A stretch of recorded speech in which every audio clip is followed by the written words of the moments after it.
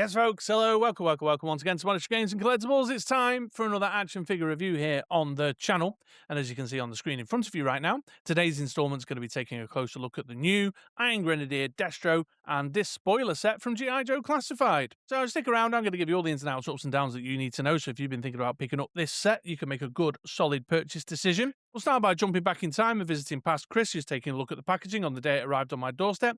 Then we'll come to the present day, talk about the figure and the vehicle in terms of aesthetic and visual experience, in terms of articulation and posability, have a look at the accessories and the added value, and then pop the figure next to a couple of other G.I. Joe Classified series figures to see how he sits in the collection. And with all that said and done, you should have some good, thorough information to know whether this is the set you want to crack your wallet or purse open for. So let's get back into it, and let's jump back in time to visit past Chris, taking a look at the box, shall we?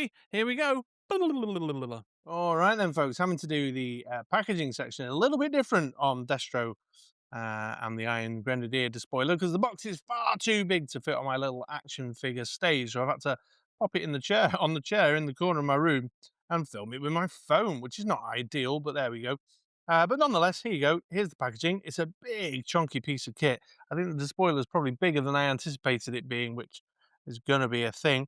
But you can see there's a lovely digital render on the front of the box with Destro riding his Despoiler with his legions of Iron Grenadiers all down underneath him on the ground, on the on, I don't know, in the car park at Castle Destro.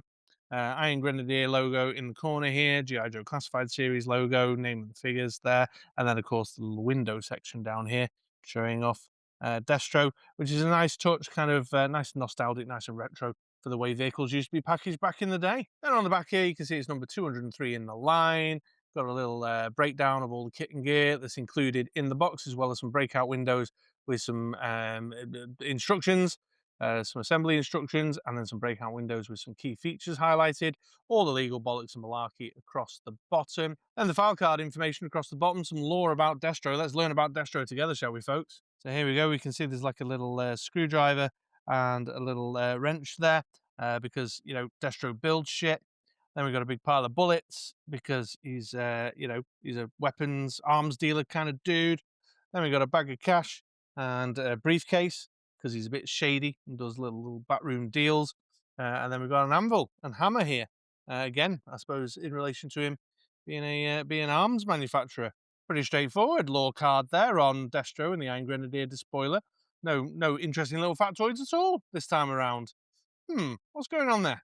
Then the artwork, pretty good this one actually. Destro getting into some action. Nice shining gold chrome dome on the go at the top there, which is nice to see.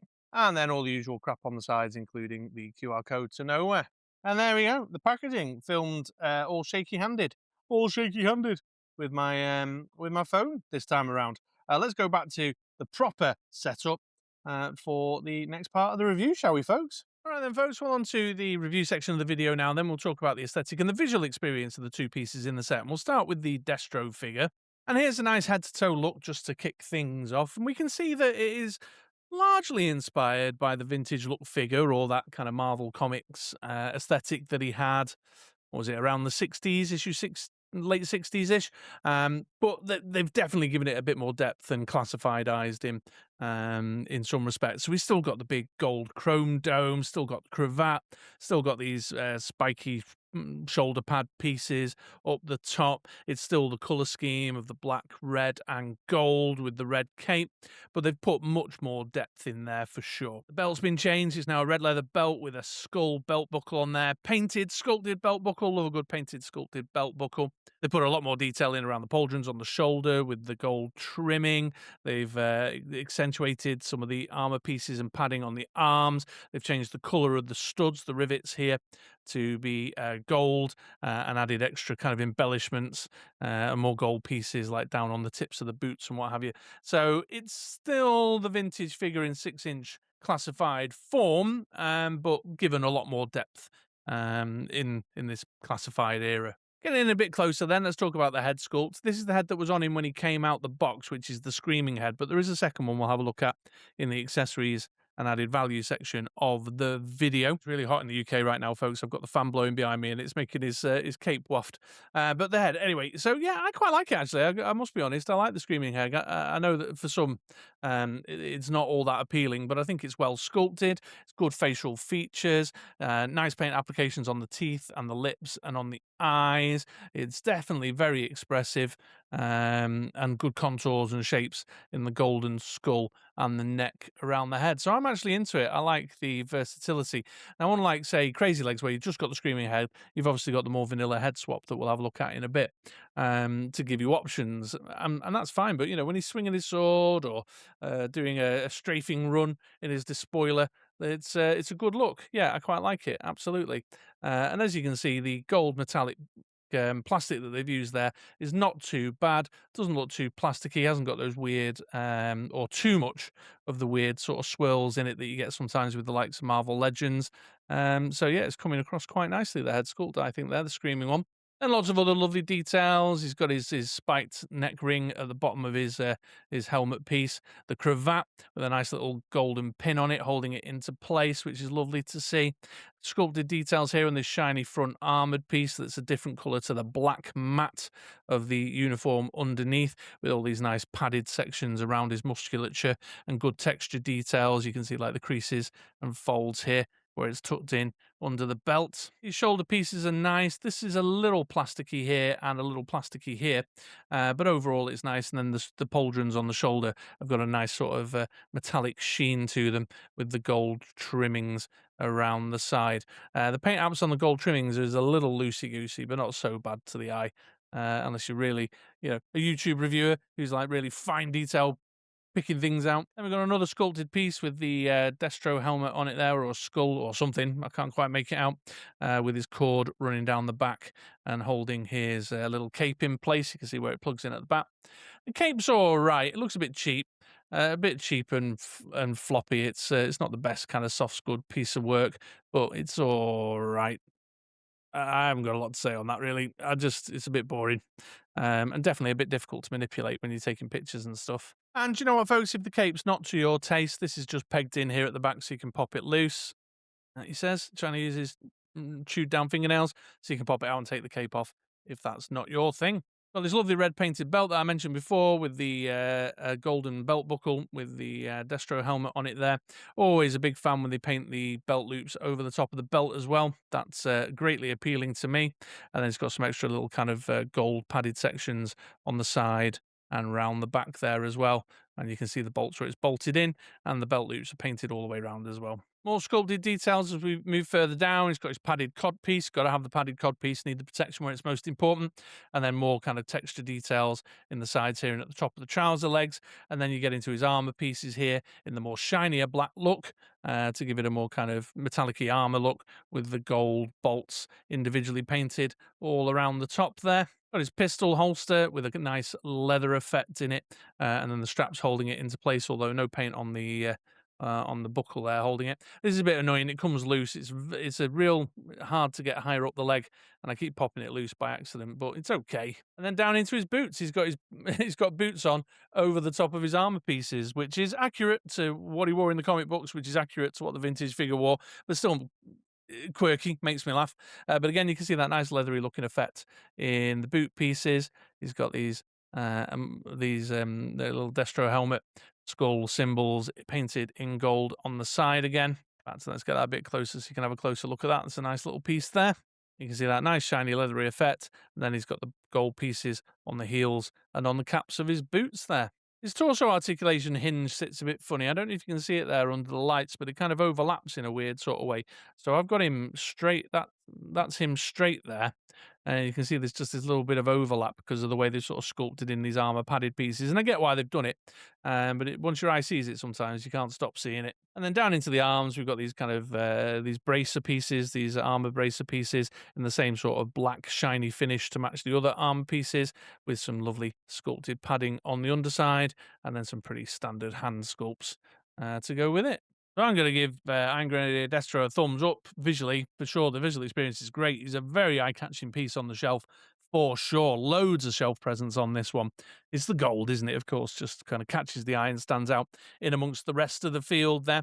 But I'm appreciative that it's a relatively kind of comic book stroke vintage figure inspired design, but it's been given more classified depth. I like it when they give things a little bit more of its own classified twist. So yeah, that's good. Okay, let's try and have a look at the Despoiler. It's a bit big for my little filming area, folks, so I'll do my best for you. Right then, folks, the aesthetic of the Despoiler then, and regulars around these parts know that I don't often pick up larger vehicles, and this one is too big for my stage, so I've done my best to try and film it so that I can show it off, but it's not up to the usual standard, I'm afraid, ladies and gents. I hope you'll forgive that. But here it is. You can see it's, it's Destro's Despoiler. So it's black in colour. You can see it's got plenty of sculpted details in for, like the riveted in panels and compartments and such like. It's got some decals as well. We've got the Iron Grenadier symbol here on the front. Got the Destro logo on the wings. Got the tactical call sign marking numbers thing. And then what I assume is the House of Destro coat of arms symbol. And then you can also see on the gold wings at the back there, the Destro logo again as well on both sides. Then in the cockpit, you can see that it's just a sticker on there for the heads-up display. There's some nice details in there, but it's a bit kind of cheap looking. Then you've got the control mechanism, like the handlebars, and then his padded red leather seat, which you can see a little bit more from that angle as well. Got all the nice leather padding on it. And I'll be fair, there is some extra detail in there to make it look like red leather. And down on the front here, got this little silver section, a couple of red lights on the front, and then you've got the mounted guns on the underside. You've got some textured details in there. You've got the belt feed for the bullets going in, and then a little kind of flight camera on the underside here as well, with a couple of red dots on it. The underside has sculpted details too, so you can see all the sculpted details, but it's obviously got the toy paneling there with the screws, the little channels for the screws, and then you can see it's got these airlift kind of engines with little ski wings on them for landing on the underside too. And then on the back, we've got the jet engines. They're in the gold plastic with little black finishes. They've got holes in there if you want to put fire effects in, although there isn't any that come with the set. And then like a little ventilation grill across the back here. And of course, let's not forget Destro, very conscientious, got his brake lights on there as well. It is big. I mean, it's really big. I know one of the main criticisms out and about on social media is the size of the thing, that it's kind of oversized for what it is compared to the original vintage version of this vehicle. And also it might be a little oversized in a way that allows them to charge a higher rate. And, that's a fair criticism. I think it is big and chunky. It's bigger than I would normally buy, but of course they got me with the FOMO. I'm the sucker they're targeting with this. I fell for it. But actually, I must admit, despite that, aesthetically, I do like it. It is a bit toyetic. It is a bit plasticky. I'll give that criticism its fair dues. But actually, it's not too bad. And then, when I put it on like an acrylic hat stand or something, like so, it actually looks pretty decent on the shelf. It does stand up as a little display piece. So I suppose your mileage will vary aesthetically in terms of the visual experience on this one. It does look like an 80s toy in the hand for sure. The plastic does look like an 80s toy in the hand for sure. It is massive. It is probably oversized for what it is when you compare it to like Serpentor's Snake Chariot and such like. But it is fun. It is fun to an extent. I'll talk a little bit more when we get to articulation and accessories. But I'm actually okay with it, I think. I'm okay. I wouldn't say I'm blown away. And it's not something I would normally buy out of the line, but yeah, it's all right. So there you go. There's the Despoilers aesthetics. And here you go, folks. Here's Destro inside the Despoiler, so you can get the full kind of visual experience of him sat inside there. The only criticism I would have of that really is that it's a bit of a faff getting his hands around the joysticks on the inside on his steering wheel, but on his steering bracket thing. But yeah, overall looks pretty decent. Nice little display piece. In charge of his hordes of Iron Grenadiers. Not too bad at all. All right then, folks, I'm going to move on to articulation now. Then we'll get started with the Destro figure. And as always, ladies and gents, if you've had a G.I. Joe Classified Series figure in hand, you're probably pretty familiar. It's standard G.I. Joe Classified Series articulation here in the fig. So if you're less interested in seeing the articulation section of the video, I'll put chapters in. You can jump to the timestamp where I discuss the accessories and added value. However, if this is the first ever G.I. Joe Classified Series review you've ever watched, or you want to know if there's any particular quirks, stick around, I'll talk you through it, and I'm going to get started up top with the head. Now, Destro's got a ball at the base of the skull, and I think a ball at the base of the neck. I can't see under the cravat there, but the movement implies that that's the case. His down, his forwards to there. You can get back to about there, even despite this collar across the back there. And then you can spin it on the ball, but obviously the collar's there, sticky uppy collar, but you got all that movement on the ball as well. Coming down into the shoulders, got the butterfly joint, the peg, and the hinge. The pauldrons are fitted on the shoulder piece, so you can go full 360 there, and the shoulder pieces will move with it. And you can get his T-shape out to about there with the amount of flex on these. Then got a swivel at the top of the bicep and tricep there. Pinless double elbow that'll get you up to there. And then pegged in hands that can move at the wrist joint, and both the hands, the left and the right, have got forward and back hinges on them. Coming down into the torso, it's the aforementioned hinge at the ab crunch, and then a ball joint in the middle, so you can crunch forward like so, you can crunch back like that, although obviously crunching back, you end up with this little gap that I was kind of referring to earlier, and then loads of swivel and movement on the ball in the waist there, look. Drop down balls at the hips and groin there, so you've got loads of movement in there. You can come forward like that, and Russian ballet out like that. And then your thigh cut is along the boot, so it's a bit difficult to move. I find it a bit tricky to move the boot cut, but there is one in there along the top of the boot line. You got a pinless double knee that'll get you up to there. Then you got boot cut across the top of the boot, obviously, giving you swivel there. And then the standard hinge and rocker in the ankles. So Destro moves pretty good. Going to give him a thumbs up there.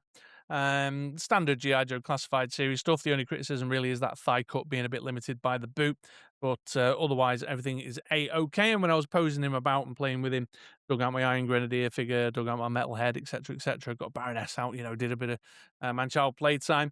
My imagination was not limited by the articulation at all, so everything is fine on that front. Let's now take a quick look at the Despoiler, shall we? And then really, folks, as far as articulation goes on the Despoiler, we've just got this 1 point of articulation here where the guns swivel on a hinge on the underside of the front of the unit here, which is a bit bland and boring. I'd have liked it to have gone up and down or done a little bit more. And then obviously the rockets go in the rocket holes and in the pegs on the underside of the wings. But ultimately, that's it. That's all you got. Nothing going on in the cockpit. Nothing going on anywhere else. So in summary, as I mentioned before, figure's great, no problems at all there, but the Despoiler is a bit boring. Not a lot going on there, really. Not a great deal, just that swivel on the gun points and then the removable missiles, which I'll talk about in a bit more detail in the set. So I've got to say, articulation-wise, for the set overall, I've got to come in at a kind of 9 o'clock. Maybe 9:30, 10-ish. It's not a full thumbs up because the Despoiler's a bit bland. Not a lot going on there. I'd like some buttons or some levers or, I don't know, just something more going on. Especially at the price point, So there we go. All right, let's now take a closer look at the accessories, shall we? And the first item on the agenda there is the aforementioned head swap that I referred to earlier on in the vid. So as you can see here, we've got a more vanilla, kind of more stoic looking face sculpt for Destro. It's up to the same quality as the Screaming Head, but obviously the expression is different. But the facial features are nicely sculpted in, the eyes are nicely sculpted in with little paint applications on them, the same quality contours around the shape of the head, the ears are sculpted in. Everything's all fine and dandy there. And again, the gold plastic's not too kind of plasticky looking. It's got a nice vibe to it for sure. So always nice to have a head swap, always nice to have options. So as I mentioned before, if you want him swinging his big broadsword or doing a strafing run in the Despoiler, you've got the Screaming Head. But if you want him seriously commanding the troops, you've got the Vanilla Head as well. Speaking of the sword, here it is. I keep saying broadsword, but actually it's more likely to be a claymore, a Scottish claymore, than it is a broadsword. That's one thing I do know about weaponry, because I've been to see William Wallace's sword up in up on a holiday in Scotland. But a lovely piece of work. Yeah, just a nice bit, with Destro being a Scottish laird and all that. Nice piece of work. Got the metallic paint applications on the blade. I've had this for about a week and a half now, folks, and look, no paint chip. The blade paint has been surviving quite well, but I've not been sliding it in and out of a sheath, which might be the explanation for that. Little leathery piece across the bottom, then got the hilt with the little gem stones, little red gemstones in there. Then the black black grippy handle, and then the little end piece here. Nice, big, chunky, very, very eye-catching. Lots of shelf presence on this sword when it's in his hands.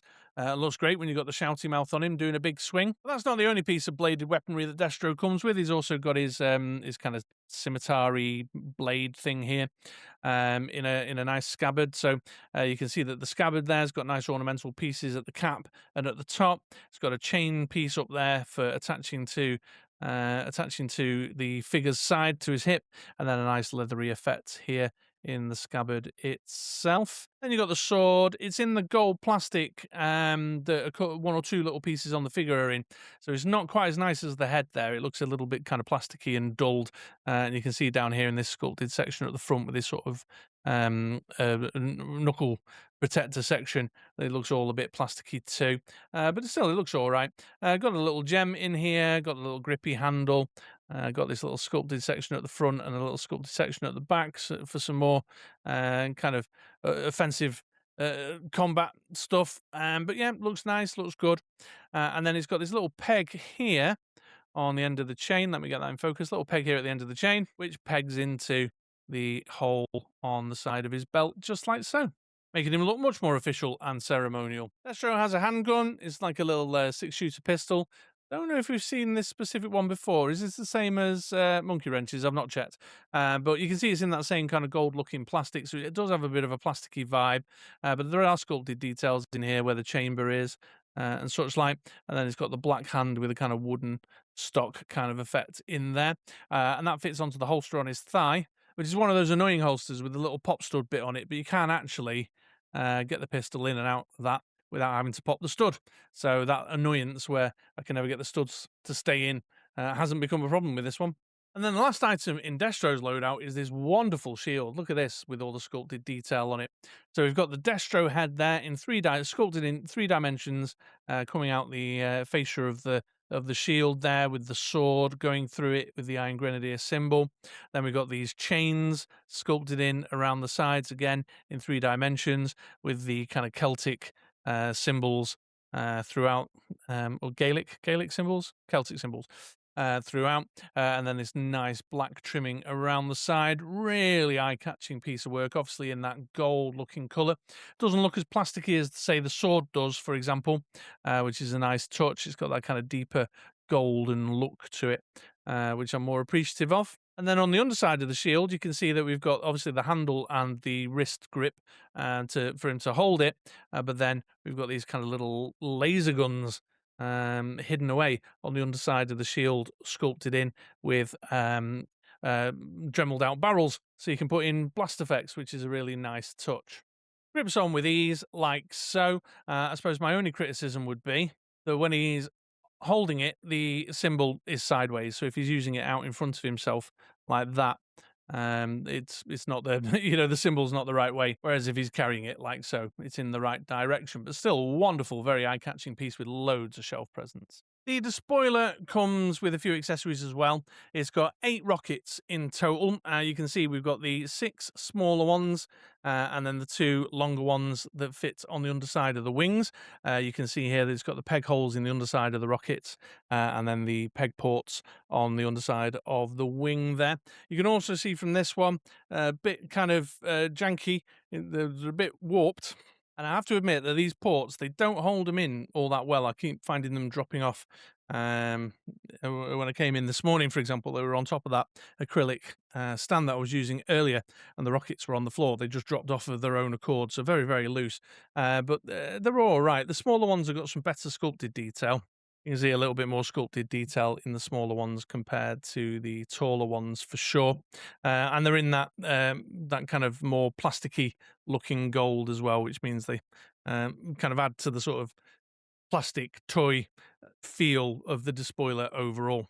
The last 2 of the 10 rockets are these 2 in the front here, slightly different shape and design to the others. They are still in that same sort of gold plastic though, so very sort of toyetic, but as you can see, they fit in these ports at the front, and then the ports have got the kind of matching little channels there for the little glide wings on the rockets, but they're fine. And as mentioned before, no articulation, no button to fire them out or anything interesting or exciting going on there particularly. No, the accessory selection's all right. I mean, no notes on Destro. I love all that stuff. The sword and shield alone would catch my eye. I like the storytelling piece there around Destro's kind of Scottish heritage and all that kind of stuff. It's all very, very good. Ties well together with the overall aesthetic of the figure as well, so it adds to your visual experience. With the so the sword at his hip and the shield and the big old claymore and such like. So yeah, all good and dandy there. No problems at all. Always happy to have head swaps. The only thing I will say is that when it comes to putting him in the despoiler and controlling the joysticks in the despoiler, the forward and back hinges on the hands are fine.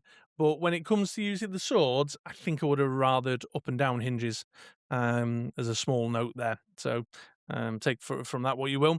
The despoiler, again, it's all right, just falls a bit short. I mean, yeah, great. They've thrown in loads of extra rockets. It's certainly more than you got with the vintage model. But no jet effects for the rockets at the back, no blast effects for these two at the front.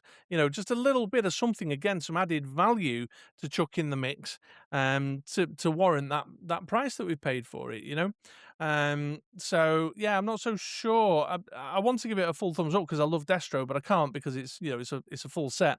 I'm going in at 9 o'clock again, I think, guys, just over 9 o'clock, because the spoiler's it's just missing that little va-va-voom, that little je ne sais quoi, and a few pieces of some jet effects out the back or something would have just made me feel a little bit more comfortable with it and fulfilled that added value piece. So there we go. Okay, so there's the accessory selection. Oh, I've just knocked my light. There we go. Put that back in place, Chris. Let's now take a look at Destro next to a couple of other figures, shall we? Okay, folks, well, to start with, here's the Iron Grenadier Destro with the retro card back Baroness. Here he is with an Iron Grenadier Trooper. Here he is next to Darklon. Oh, what an interesting colour combination this pair make. Jesus. Here he is next to the retro card back Cobra Commander. And here he is next to the retro card back Destro, who appears to have a bit of a bigger head. All right, folks, well, here's Destro going around on the turntables. You can get a nice 360 look at the figure. And while he's going around, I'll start with some initial final thoughts, and then we'll jump over to some way of showing you the despoiler. But yeah, it's an interesting set. I really like the figure. I'm proper into it. Fits into the wonderful kind of Cobra weirdo vibe that switches me on. Loads of shelf presents, fun accessories with some nice storytelling around them. Everything appeals. But the despoiler has fallen short for sure. It could definitely have been smaller, and it could have had a little bit more going on, particularly at the price point. That said, still looks pretty good, on that little acrylic stand on my shelf. I cleared some space that I don't normally clear out, popped it on, and it looked pretty good. So I can't be too critical, I suppose, because I've enjoyed it. I mean, I don't stray into the larger vehicles very often. The regulars around these parts know, so it's been a funny fit. So yeah, Destro, loving him. But I suppose I'm the guy who's got to have a word with himself because I'm the one who's gone and encouraged this Hasbro behavior because I've bought a large set at a higher price point than I would normally be comfortable with to get hold of a figure that I really like because I'm just too impatient to wait and see if they ever get around to doing a retro cardback version, which, knowing my luck, they'll fucking announce at San Diego Comic-Con or something. I like this thing well enough, I suppose, but I am still smarting from the price tag. And that's the point, isn't it, really, that I would be more comfortable if this was a little bit smaller, a little bit more carefully priced. I do have the Swamp Skier, I do have Serpentor's Chariot. I will go for the kind of smaller vehicle kind of stuff or Scrap Iron with his bottom, what have you. It's just a little bit too much for my budget. I'm completely skint this month. So making that what you will. But actually, I think it looks decent. I don't think it really looks all that bad. It's just when your head is telling you how much you've spent on it, not looking that bad and displaying all right and only having a limited amount of kind of interactive fun isn't quite enough, I think. And that's the point, isn't it? That's the point. So there you go. Okay, well, hopefully you found this review useful. If you did, then hit all the buttons and what have you down below to help a YouTube brother out. Certainly, I hope it helped you made a purchase decision or not, even if it's not to buy it. But all that remains to say at this point is thanks for watching. It's been my absolute pleasure to have you with me here. Have yourselves a great day. Have yourselves a great week. And please do swing back around again for another video sometime soon. All right, folks, take it easy. I'll catch you next time.